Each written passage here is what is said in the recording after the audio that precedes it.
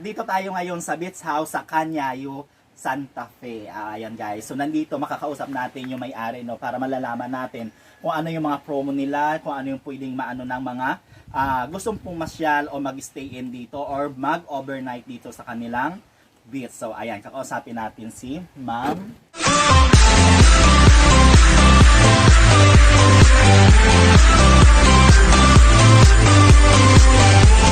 Hi, hello guys! Welcome to my vlog. So ayan, ngayong araw pupunta tayo sa Santa Fe, Romblon. Tara na guys! 1, 2, 3, come on!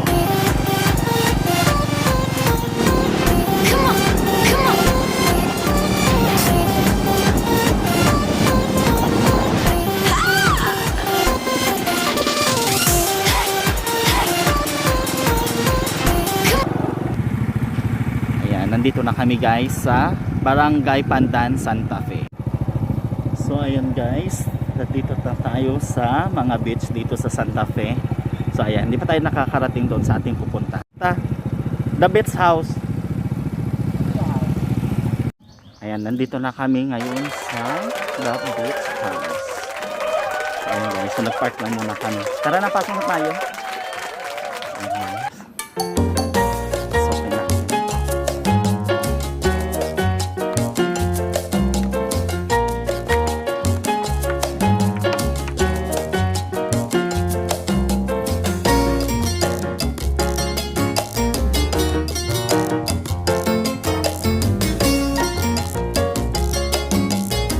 Say hi to my vlog.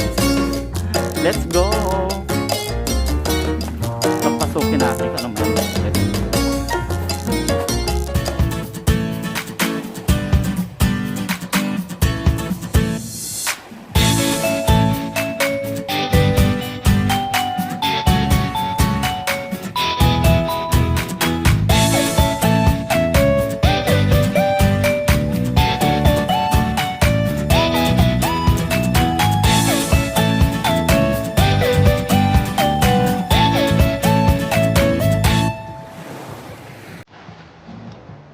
So ayan, nandito tayo ngayon sa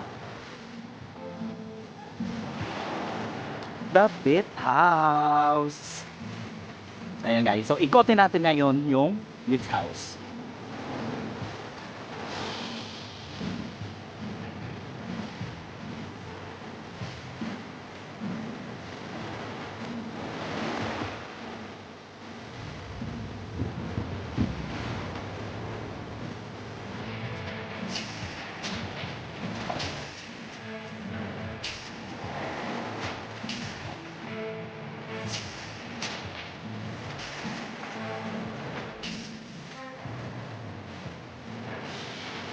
Ayan, may papuso sila.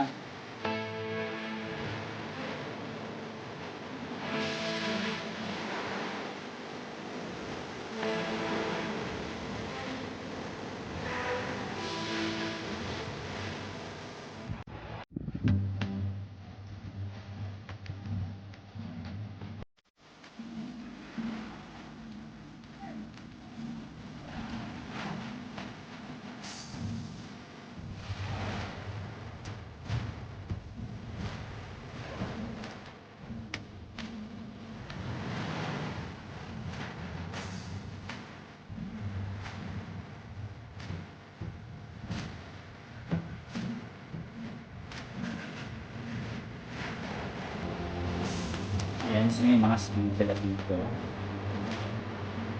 Bataling swing.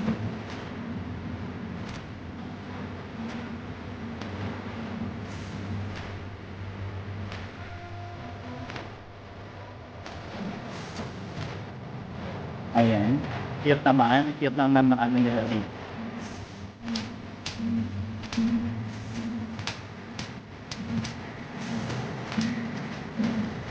Yun yung na-package nila.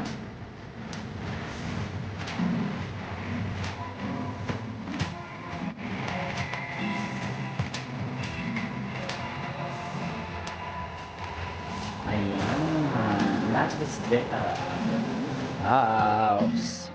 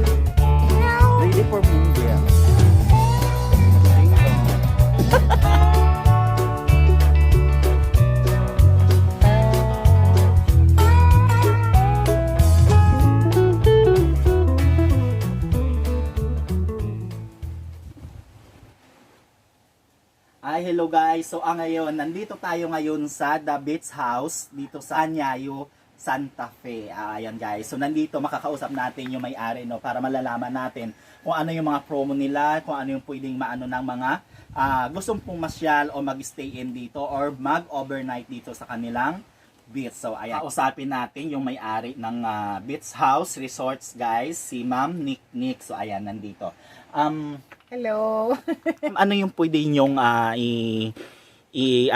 para ma-encourage natin yung ating mga lalong-lalo ngayon sa panahon na ng pandemic, mostly yung mga kabataan gusto nila yung mga beach o yung mga picture taking or pictorial. So ano mong pwede nyong sa beach nyo? Hello muna sa lahat. Ngayon kasi dahil pandemic, wala akong mask, no, pero tinanggal ko lang kasi tayo lang naman Yes. Ngayong pandemic kasi, mostly ang mga bisita natin, local lang talaga. Local, pag sinabing local, pwede pumasok yung, kasi ang Santa Fe malaki rin Yes. maraming barangays. So automatically pwede sila. Pero minsan meron mga limitations tayo pagka merong mga nai-issue na merong COVID case. Pero since COVID-free pa rin ng Santa Fe, open kami sa lahat ng mga municipalities. Kaya lang, syempre, meron kaming protocols like pagpasok mo, meron tayong logbook, may temperature check, ganyan, tapos may mask. Oo nga, katulad nung kanina, no? Nag-check tayo. So ano naman yung nyo, Ma'am Nick, yung magkano naman yung yung entrance fee nyo? Ang entrance natin dito, maliit na bagay. 25 pesos lang. Pero meron kaming doon, 10 years old below, libre na. Tapos may mga gustong bumili ng mga souvenir, may available naman din kayo dito, no? Actually, sa tingin ko, we're a little bit complete. Kasi pag may pumunta dito, pag kailangan ng souvenirs, yun yung mga huling hinahanap nila. Ang kulang lang namin, although meron kaming food, wala kaming restaurant. So, ayun. So yung yun mga na lang. pumupunta dito, open sila magdala ng pagkain, pwede sila mag-ihaw-ihaw. Ayun ang kagandahan, wala kaming no? package. At kung gusto lang talaga nilang magpaluto, since hindi kami restaurant, ibig sabihin kasi hindi kami restaurant, wala kaming readily available food. Pero pwede tayong magluto para sa mga guests. So kung magbubok sila, sasabihin nila na hindi sila so pwede may mga room, mamalengke for them. may mga room tayo na available na Meron, pwede sa para mag-overnight. Ayun, kagandahan. Kasi hindi lang kami for day swim visitors, meron din kami mga overnight rooms.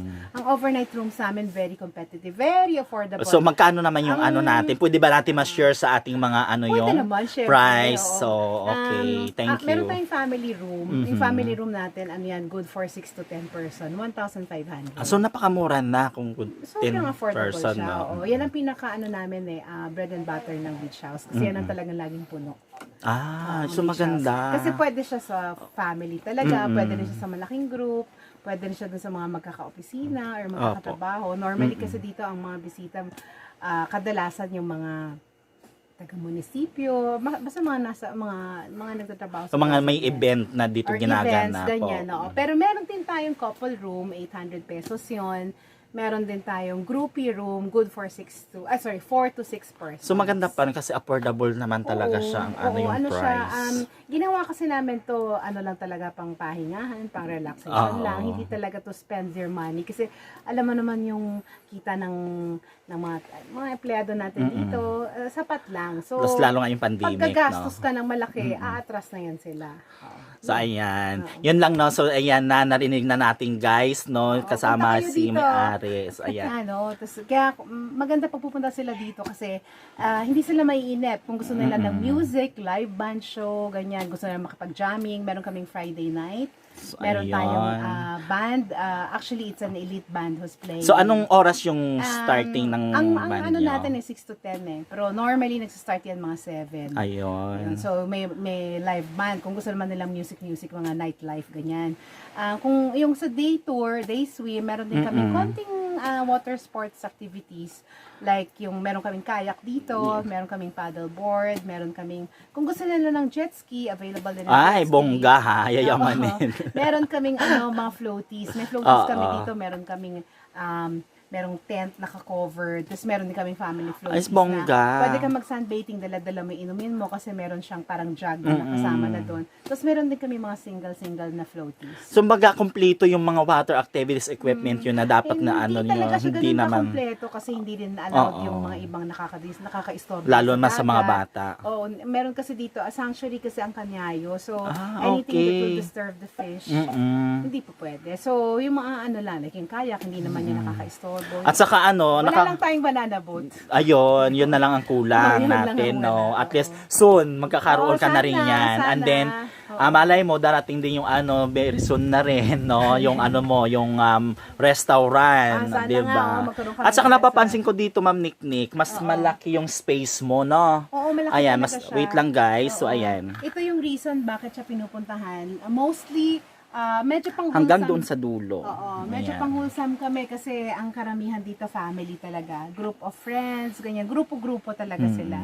Kaya, Ayan. tapos yun din, hindi ka rin maiinip kasi there are a lot of views pang selfie, pang profile upgrade. Yes, yan. and then, So, kompleto. ano no, napapansin natin dito, Kaya pag gusto mo, pag medyo yung, nauhaw ka, meron ayan, tayong may mga wine something sila ready to guys. drink. Yan, ganyan. Pag Ayan, may and then konting mga alcohols, shake. may juices, may shake tayo. Correct.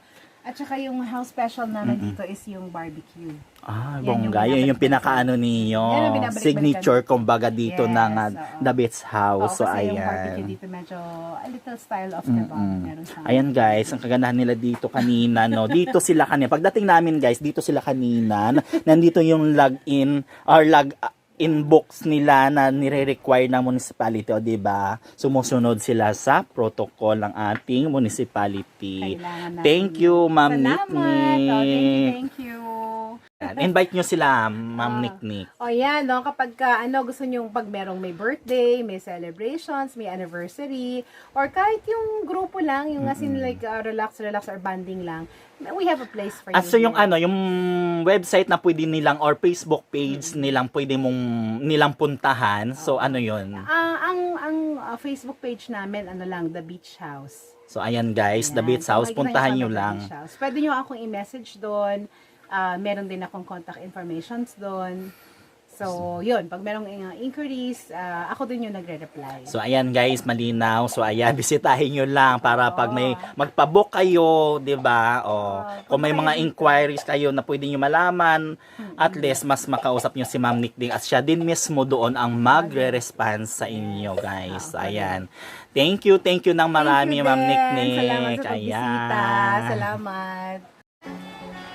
So ayan guys, uwi na kami. So tapos na kami dito sa The Beach House sa Kanyayo. So ayan guys. So alis muna kami guys. Thank you for watching and see you on our next vlogs. Bye bye!